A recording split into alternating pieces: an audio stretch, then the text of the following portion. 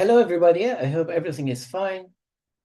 This is the start of a series of lessons which I'm going to produce, and they are based on the English grammar. And you might say, okay, now this is 21st century, and we don't need grammar if you want to communicate with others. Yeah, I'm there with you. I agree, but suppose that you want to make better statements, you want to make better structures, more sophisticated structures. Okay, if you aim high, these courses might be good for you.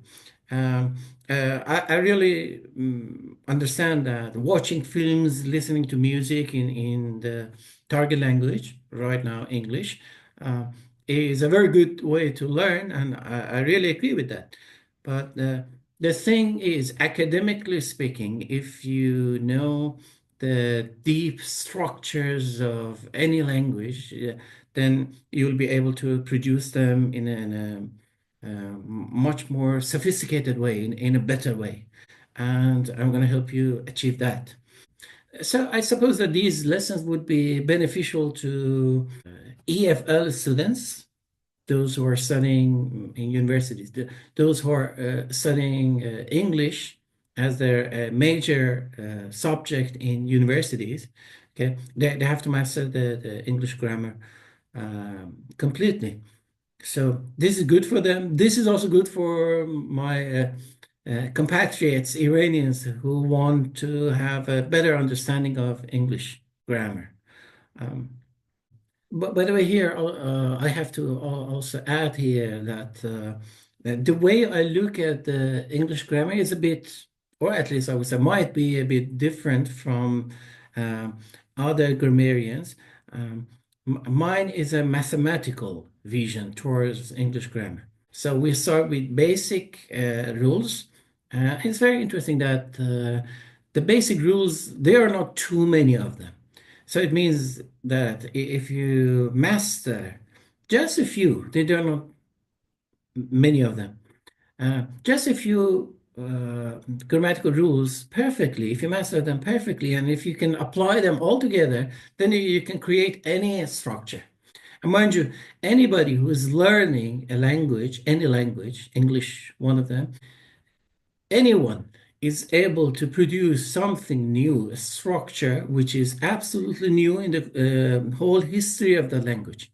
New, grammatically correct, and perceivable, understandable. That is possible. And I always encourage my students to try something new. It's not a very good idea to just be repeating what other people have already said. All right, so try to come up with your new ideas, new structures, new sentences, even new words. Everybody is capable to coin, to make new words in English and maybe in any language. Well, I suppose for any course to be realistic, it should be linear. It means you have to start from A and go to B, C, D, etc., etc. Okay, so if you open any grammar book, they start from somewhere and then, well, they move on. And now I'm going to start with tenses in English. There are 12 tenses in English, and each one is used for certain things. And sometimes, of course, they overlap in some usages, but it's very interesting. It means that you can use them interchangeably, almost with no difference. I said almost because philosophically speaking, if you have two different things, they are different. Okay, so they cannot be 100% the same. But when you say interchangeable, means okay, almost the same. So it's possible and also very interesting. All right. Talking about English tenses, we should be aware of three things. Number one is the usage or usages of any certain tense. Means for what things you can use them. Means for what purposes you can use them. Okay, so you might be able to number them. Number one is this. Number two, three, etc., etc. So that is the usages. The next one is something that I haven't seen anyone else pointing out. Okay, maybe it's new for you, but okay, you can think about it. If you find it interesting, you can learn more. I'll call it coverage. What is the coverage of a tense? Means, and here, please be aware that there are two things. One is tense. Tense is something grammatical. Okay, so we are talking about grammatical rules. And then we have time. Time is physical. 1 second, second. Okay, so that is time. Sometimes they are interchangeable, tense and time, okay, but not necessarily. So there are two concepts. Please try to figure them out in your minds, okay? Tense, which is something man-made, okay, and the other one is time, which is physical, okay. So right now we cannot go back in time, okay, maybe in future, I don't know. Right now it's linear, okay, so towards future, something in the past, right now, and then towards in the future. So far we have usage of a tense, we have coverage of a tense, and then we have the formula, which is the simplest part. So how to write or how to say that tense. All right, so we're going to cover all these, and I'm going to be quick. And mind you, I am making these series. One is in Persian, the other for my compatriots, fellow Iranians, and the other one is for, again, Iranians if they want to have it in all English. And of course, my students and those non-Iranian friends who might be watching this. So the contents are almost the same, but the language of instruction is different. One is pure Persian, the other one is English. And then again, right now, let me explain that. I'm going to give you lots of examples, okay, in these courses. Among those examples, there will be one example in which I'm using Khomeini. Khomeini, the leader of the revolution in Iran, 1979 revolution. And most of Iranians, most of us hate him. Okay, so in a way, this is my way to fight his ideology and what destruction he brought to my country. Okay, so Khomeini. Okay, I know the khe sound does not exist in English. Okay, but it's a proper name, so I just use it. I don't say Khomeini. Okay, Khomeini. And another thing is it's a tool. It's called Aftabe. In English, you have it like UR or pitcher or something. It is a container of water which they use in bathroom to clean themselves. Okay, and these motherfucking mullahs are very famous for using these and explaining all the details about these things. So sometimes the angry rebels against them, the angry people, they call Khomeini. He was an imam. Imam is the supreme leader. Okay, they call him Imam of Aftabez in order to ridicule him. And I'm going to stick to that. So, whatever I will cover with you, I will give you one example with Khomeini and Aftab, okay? Along with other examples which I will provide you with. All right, so let's get into the business. English tenses. Yeah, always it's a good idea to consider an arrow of time, okay, arrow, which started in the past and then now or present, right now, the very second that we are talking to each other, and then future.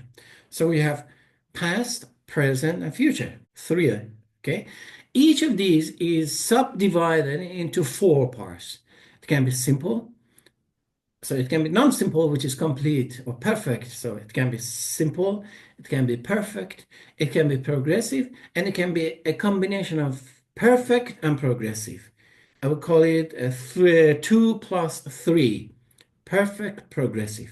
Yeah, they also call progressive as continuous. Okay, so sometimes different labels are given to different entities. Okay, so English grammar is the same. And by the way, please be aware that these names by themselves are not important when you're communicating. They're not important. I'm aware of that, all right? But as a teacher, I have to use them in order to classify things, okay? In any science, if you want to classify something, you need something, there's some names, some labels, okay? There's no way out of that, okay? So you have to use some labels, some names. And that is exactly what I'm doing. So again, I know that when you're communicating, when you're using these, you don't need to use the names. I'm aware of that, okay? But in order to have a good classification, even in your mind, okay, and me as a teacher to explain to you, I have to have these, okay? So please bear with me. These are for categorization, for classification, okay? So just I want you to notice that. So we have 12 tenses in English, okay? So I repeat it quickly again. Past, present, future, 3, and then each of them has 4 divisions, okay? So 3 times 4 would be 12.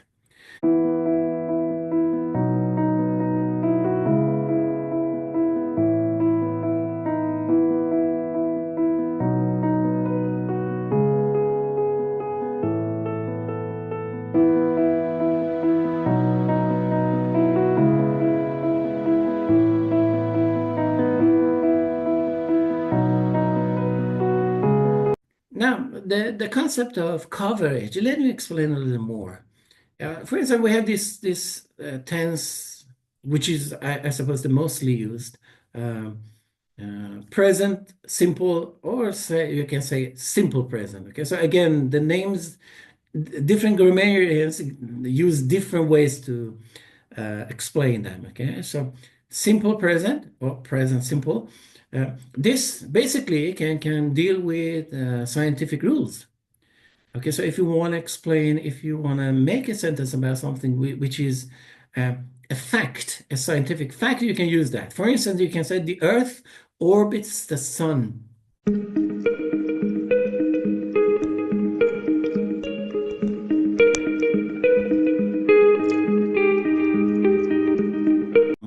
This, how long can this be done? Okay, it's Earth orbiting the sun.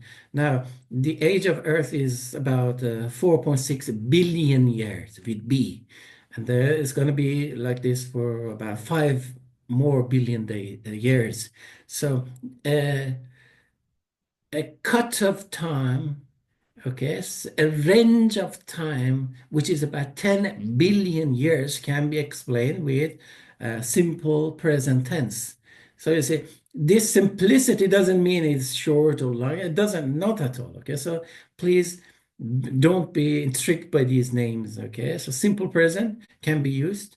The coverage of time it can have, the coverage is about 10 billion, at least 10 billion years. Or you, for instance, in the case of simple past tense, you can simply say, I dropped my pen.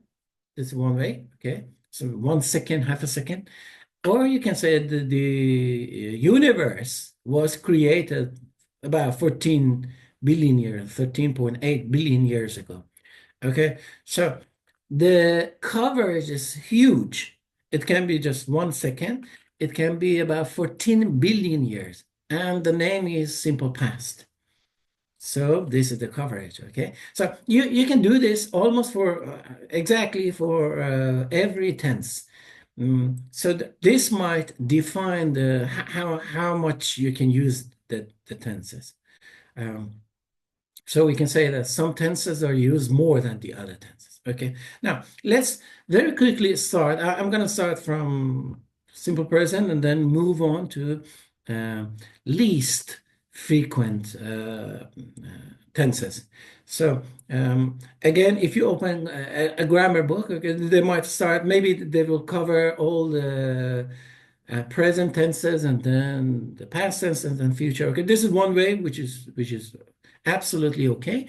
The other one is, okay, which I'm going to use is to give you, in my opinion, the most frequent ones. the most used ones with the native speakers or in the texts. Okay, so ultimately, if out of these 12, if you know about 6 or 7 of them very well, then you're able to communicate and to understand everything. All right, so um, the other ones are not that much used. They are used, of course, and it's a good idea to know how they are used and to learn them, particularly those of you who want to take part in some some international tests like TOEIC or TOEFL or IELTS. Okay, so mastering all tenses will help you be more successful in those tests. Okay, so and of course, it will give you a very good feeling about the tenses in English. Okay, so let's start with the tenses. We start with simple present. Now, for each one, I will give you the arrow of time. Okay, so this is a figurative way. I give you one icon. Okay, it might symbolize what it means. Okay, it's not perfect, but it might symbolize what each tense might mean and the coverage that they can have. Now, the first one is almost the most used simple present or present simple tense. It has different usages. Very quickly, I will give you some. Expressing factual statements. Like, for instance, you say, it usually snows in winters, or water freezes at 0 degrees Celsius at the sea level. The other usage is expressing habitual activities. For instance, you say, I brush my teeth every day, 3 times every day. Or do you usually watch Channel 4? Or they do not smoke. So these are referring to habitual activities. Another usage would be expressing feelings and senses. Okay, you say, we love our country. Uh, Sarah doesn't hate his brother. Can you feel their happiness? Okay, so the words which are referring to, the verbs which are referring to um, your feelings. Another usage might be expressing near future. Yeah, it is simple present, but it can express near future. For instance, you would say the school bus arrives in 15 minutes, or you say her son comes here soon. Means okay, not very distant from now, but in future. Okay, so this can happen.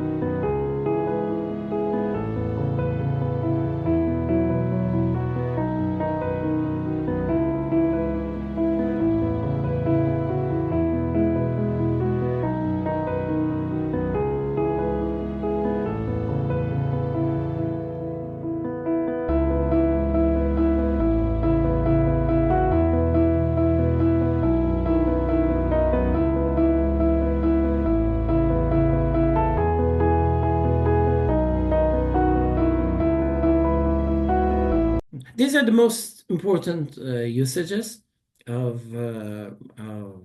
simple present tense. And how about the formula? Okay, so you know that English is SVO language. SVO means you have subject. Subject is the doer of an activity, and then you have the verb, and then which shows the action or the state of being. Okay, so that is called verb. In English, the root of the verb, the I would say raw format of the verb is called infinitive, and the sign is a to.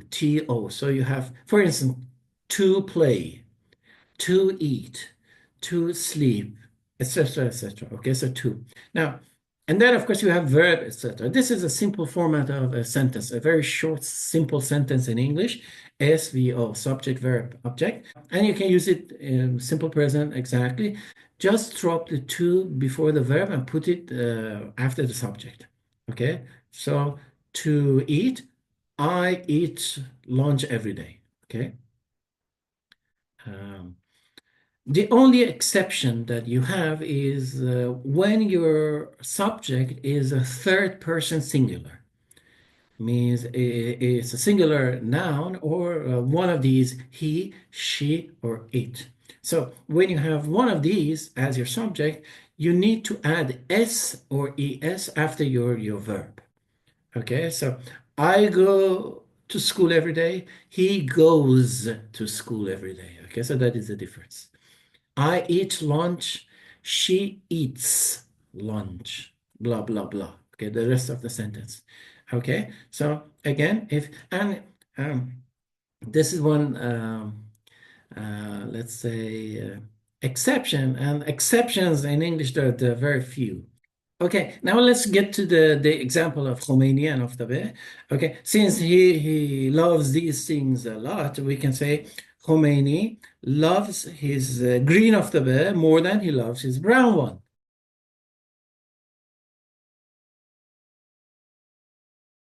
Okay, so learning English grammar, the rules are very mathematical. I mean, so there's certain rules, and then you can apply them to create anything.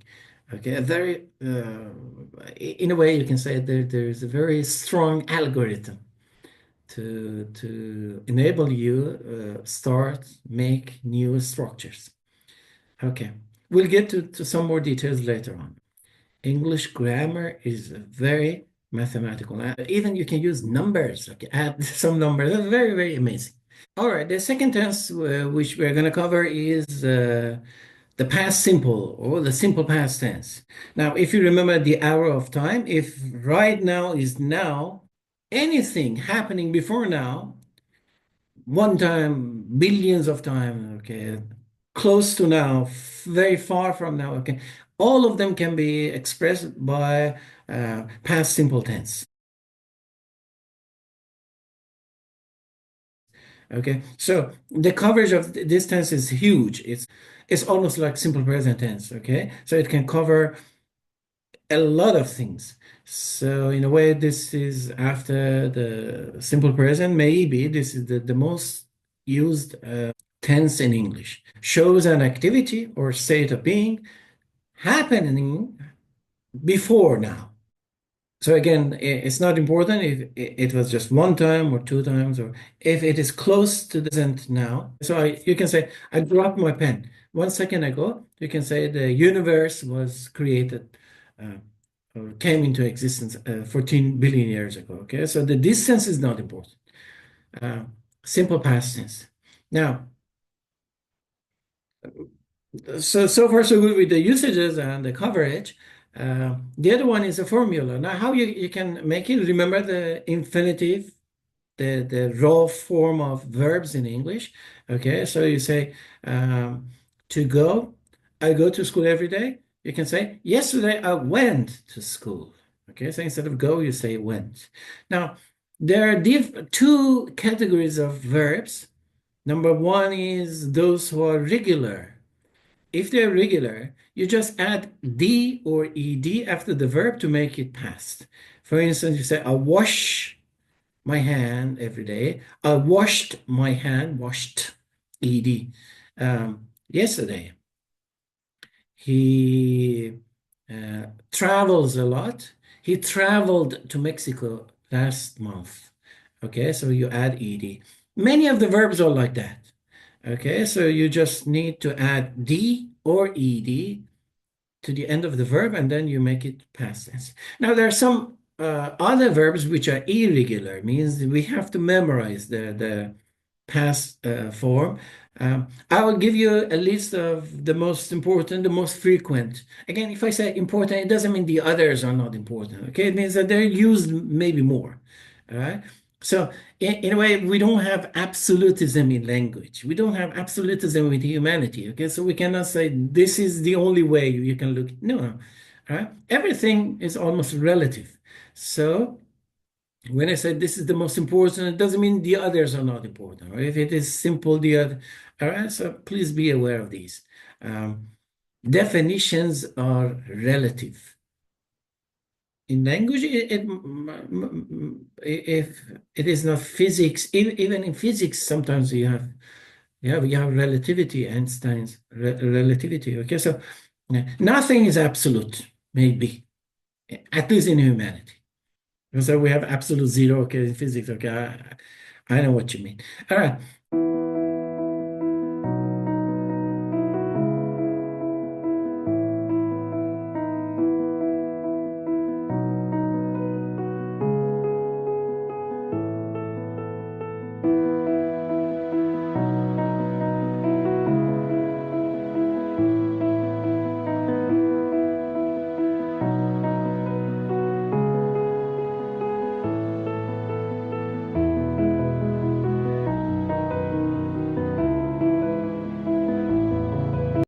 So this is the simple past tense.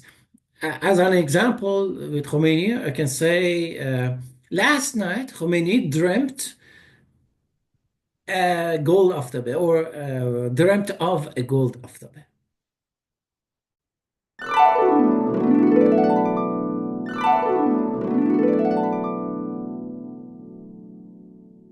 All right, the next tense is the present progressive or the present continuous tense. Okay, so if you remember the arrow of time, right now is right now. When we are speaking, okay, it's right now. Okay, it means that a few minutes before that, a few minutes after that. Okay, so the coverage is not that long, like a simple present or simple past. This is present continuous or present progressive tense. It shows an activity that started a little while and right up to right now continuously, and then it's going to continue a little more, maybe. And there are, of course, different usages for that. Okay, one is right now when we are speaking. Okay, so this is usage number one. The other one is sometimes you want to talk about the near future. Okay, so you say, I'm visiting you tonight. Tonight is near future, but you can use present progressive tense to mention that, to state that. All right. So these are the most important usages.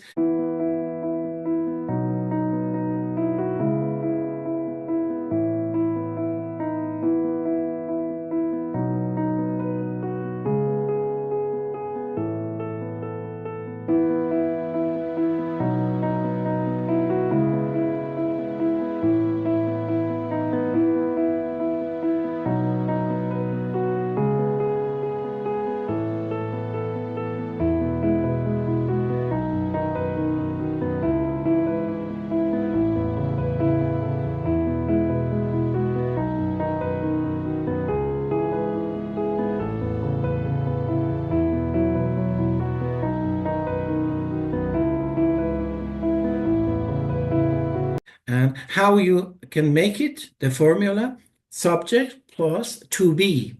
So we have this to be is a verb, it shows the state, and then state of being. And then you say, I am, he is, you are. So it has got three forms, am, is, are. And then you have your verb and then ing. You add ing to the end of the verb. Okay, so you say, I am speaking to you right now. I am speaking to you right now. He is learning English right now. He's studying English right now. Okay, learning is a bit too much. Okay, so you say he's studying English right now. And don't bother him. Okay, so he's studying English right now. And other examples. Well, the Khomeini example would be, for instance, right now, Khomeini is taking a picture of his favorite aftabe.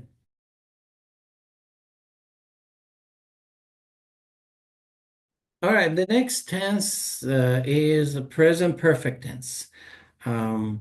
This is also very used in English, and it has different usages. For instance, when you want to express an activity or condition which started in the past and continued till now, it might stop here, it might go on. Okay, so this is the most important usage of present perfect tense. For instance, you say, Jack has lived in London for 12 years. Okay, so it shows the duration of time. 12 years ago, he started living, and maybe he will stop here or maybe he will go on. This is not clear. Okay. You can also talk about the things that started in the past. And you mentioned the time in the past. For instance, you say, she has worked in this city since 1989. Uh, I haven't seen you for ages. Okay, so means how long? We don't know, but it's been, when it is not clear, also you can use that. There are times that this tense can be interchangeable with simple past. For instance, you would say, Tom has bought a camera. This is present perfect. Tom has bought a camera. But you can also say, Tom bought a camera yesterday. So if you say, Tom bought a camera yesterday, this is simple past. But you're using this adverb of past, yesterday. We cannot use this in present perfect. So you cannot say Tom has bought a camera yesterday. Okay, so no, it's grammatically not right. We use the words since and for a lot. Okay, since shows the beginning in the past. Okay, so since 2000, for instance. Okay, and then for shows the duration of time. If right now I'm talking to you is 2025. 2000 would be 25 years ago. Okay, so I can say for 25 years. Okay, so the duration of time is shown by for, and then the start of time is shown by since. So they have lived together since 1995. They have lived together for 1995, almost 30 years. All right.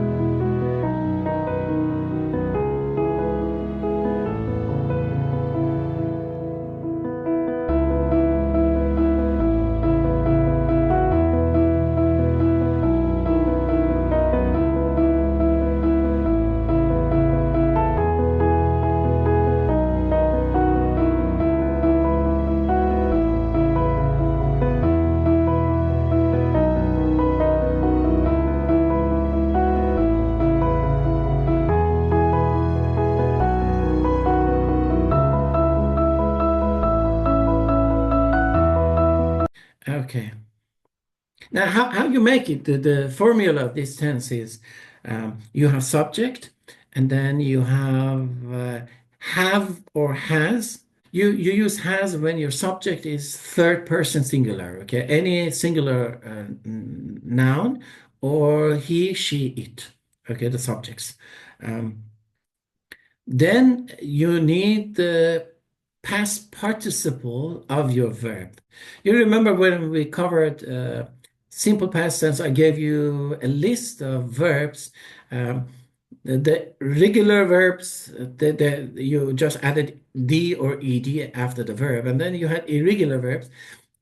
There were three columns on that matrix, and one was present, the other one was past, the other one was past participle or PEP. So we use this part of the verb for perfect tenses.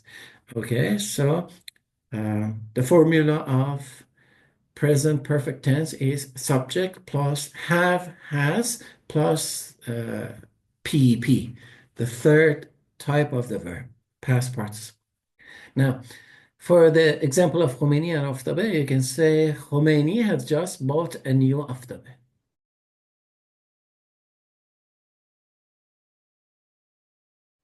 The next tense is the future simple tense or the simple future tense.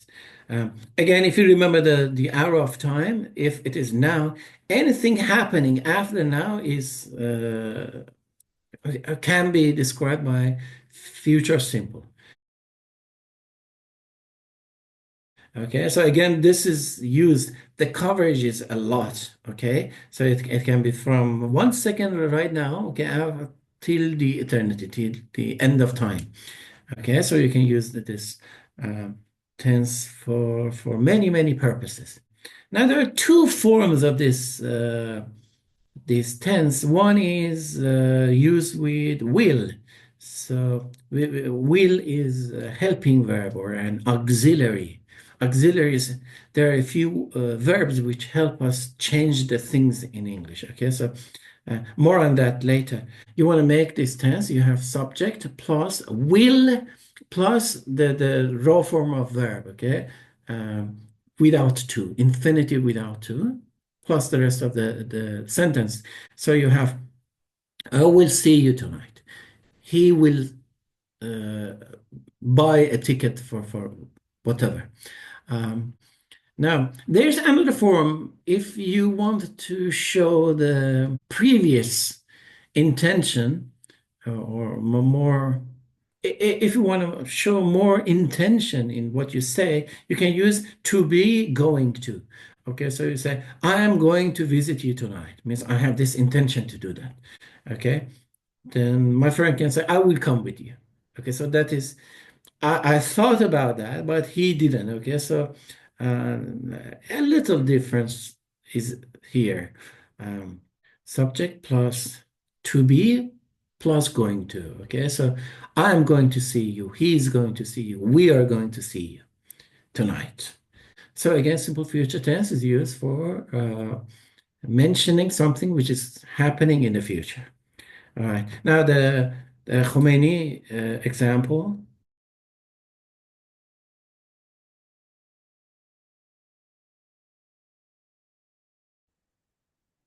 All right. The next tense is the past progressive tense.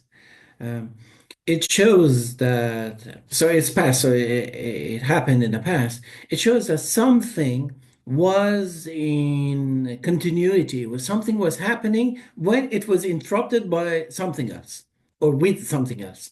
Um, um, I was studying English when you called me. I was preparing dinner when you arrived at my home.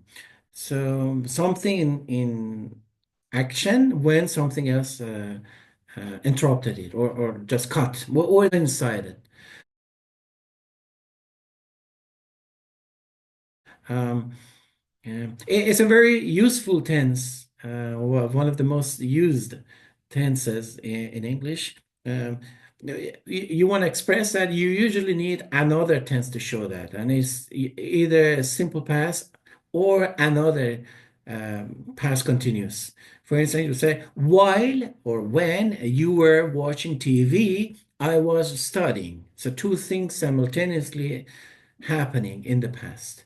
Um, the coverage is not that much, it's not that long, but it's a very useful tense. Now, the example, Khomeini example, you would say Khomeini was filling his aftabe with water when you called him.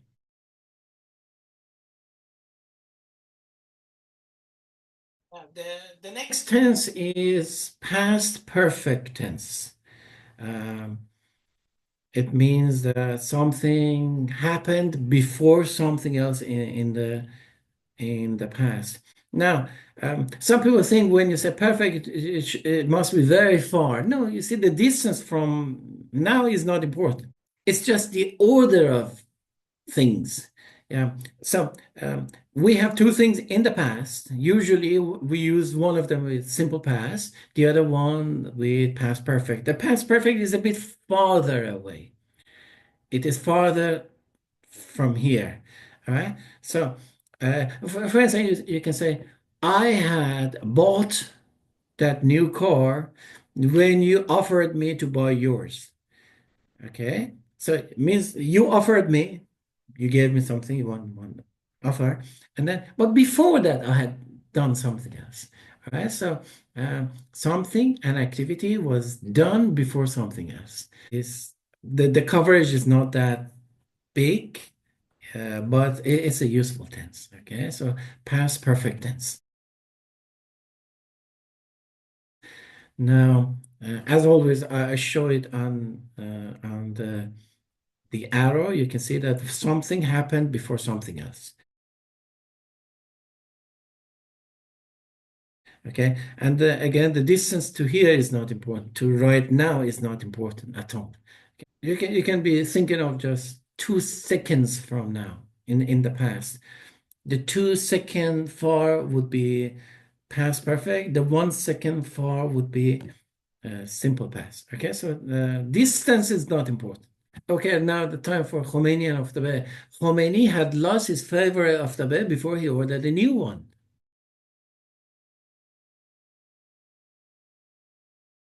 So far, we talked about the present simple, past simple, present progressive, present perfect, um, past progressive, and past perfect. These are the most important tenses that, yeah. Again, when I say important means they're used more. Okay, the frequency of usage is more. All right. So if you can automatically use these tenses, lucky you. You can communicate quite well. All right. Now let's deal with the next tense, which is future perfect tense. The future perfect tense. Now, if you consider the hour of time, you have one point, you specify one point in the future, and the activity, the thing which is going on, okay, will be finished by that time. Okay, so it's a very useful for those who have assignments to do for university students or high school students. Okay, so you have to finish that before that deadline, that time in the future. Okay, so it's a very useful tense. The coverage is not that much, but it's a very useful tense. The future perfect tense. For instance, you would say, I will have finished painting the room next Monday, this time, 7 p.m. next Monday. Okay, so you make a promise in a way. Okay, so you're saying that something will be finished by that time. All right, so that is the future perfect tense.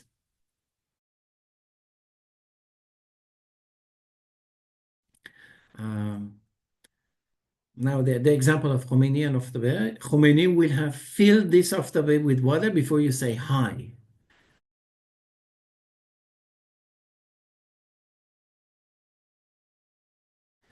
So this, you say hi is something in the future. Okay, so Khomeini will have finished that, filling up the Aftabe. So the other tense we're gonna cover is present perfect progressive tense. Now, the usages of this tense is very similar to that of uh, present perfect tense. Okay, I mean something is starting in the future and continuing right now. Now, if you want to emphasize, and it can go on in the future later on. Okay, we don't know about that. Now, if you want to emphasize that this action has been done continuously, okay, without any interruption, that is your tense. Okay, the progression, the continuity is shown by this tense. Now, um, the coverage is very much like the time span that it can cover. It's very much like the present perfect tense. You remember that I told you that many things in grammar can be mathematically done. Now, let me show you this one. So you have simpler formulas, formulae, like present perfect, subject plus have, has plus PP, and then you have present progressive, subject plus am, is, are plus verb ing. Now, so present perfect progressive should be a combination of these two. Mathematically, you can do that, okay? So you have subject, you bring down, as if you're just adding them up. You have subject and then plus. So you have, it is perfect. So you should have or has, and then it is perfect. So you have to be. This to be in the perfect form is been. Yeah. So the to be verb am is are, present, was verb past, been is the third part, or the PP. And then, of course, you have verb and ing. Okay, you just bring them down. Again, you can mathematically add them. Subject plus have has plus been plus verb ing, like this.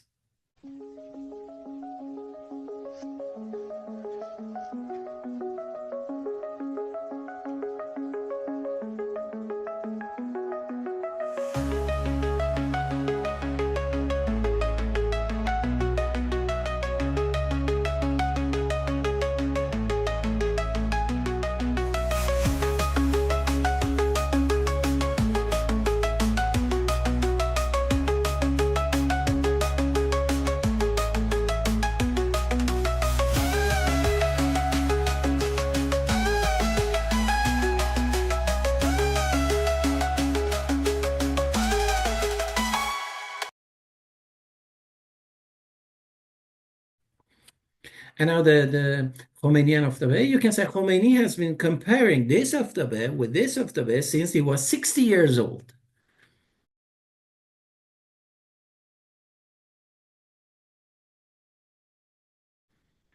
Something continuously done.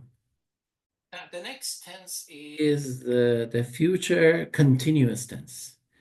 So again, it shows, it is exactly like you have right now.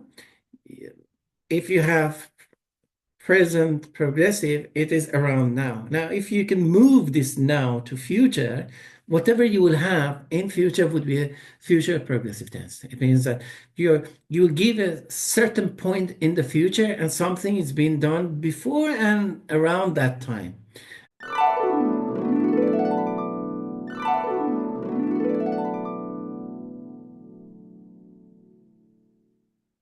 Okay, so for instance, you say next Tuesday, this time, like this time, whatever the time is, we will be talking about the economy of the world. We'll be watching such and such TV program. So you are mentioning a point of time in the future, and then around that, you are using that activity. Next Friday night, this time, we'll be playing basketball. Okay, so this playing basketball started a little before that and it's going on a little more than that. Okay, so the coverage is not that long, but again, it's a useful.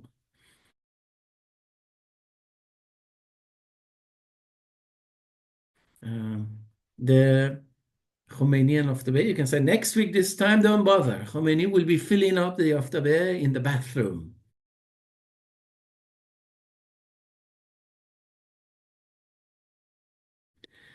All right, so that you have a time, something is being done during that time. Now, the next tense would be the past perfect progressive tense. Again, this is both in definition and in formula, a combination of past perfect and past progressive. So it means that mathematically you can add them up and come up with a formula. What does it show? It shows something in the past which was being done, which was being carried out, okay, before something else, but it was in a continuous form. Means this is a very good tense to show when you're writing a report to show that, okay, you've been busy doing something before something happened or before change of mind. All right. So you should have, usually, you should use two tenses. One is simple past, the other one is uh, past perfect progressive. It shows a continuity of an action before it was interrupted by something else. For instance, you would say, I had been studying German for 20 years before I switched to studying English. So for 20 years, you were busy studying continuously German, and then you switched to English. Okay, so um, it shows an activity in continuation, okay, in progress, before it was interrupted or it changed to something else. Okay, now the example of Khomeini and Aftabe. Khomeini had been praising his first Aftabe for 54 years before somebody stole it.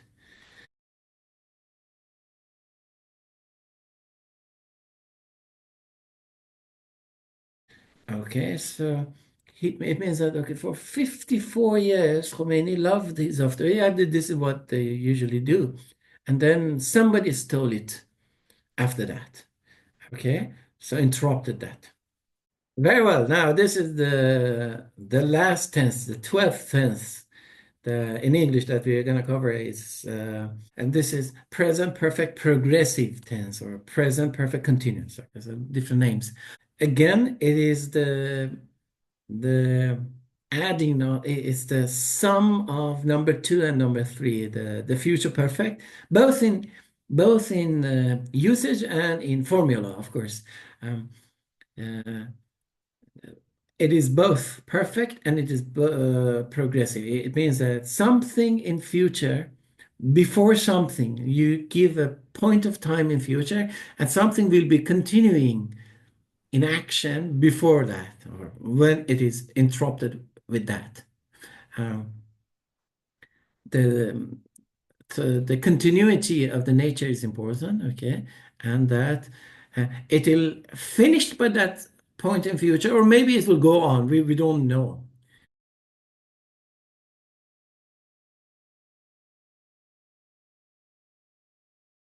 Okay, so either it will finish there or it will go on.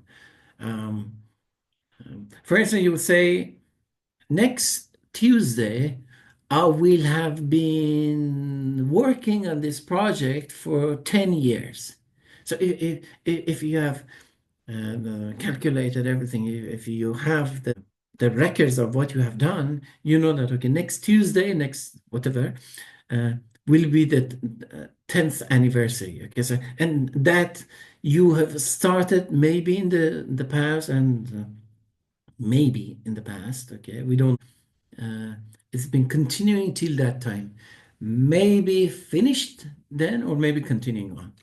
Okay, so it's an interesting tense. It's not that much used by the native speakers, okay, but it's very interesting. Okay, and then again, very mathematically, we can have future perfect, we can have future progressive, just add them up, and then you will have future perfect progressive tense. Now, what is the formula? Subject plus will have plus been plus verb ing. So we will have been practicing tennis, okay, so next week for 10 years or whatever. So it shows the continuity and maybe completion of an activity in a certain point of time in future. All right, now the Khomeini example will be, Khomeini will have been caressing his favorite aftabeh for 4 or 5 hours by 7 p.m. sharp tonight.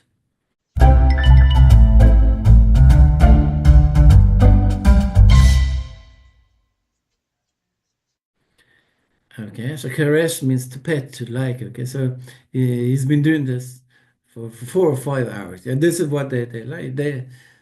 Uh, these motherfucking mullahs, they love, yeah, many things. Okay, among which is sex and these after the things. Very well. Let's call it a session. And we very quickly talked about the general points about the 12 tenses in English.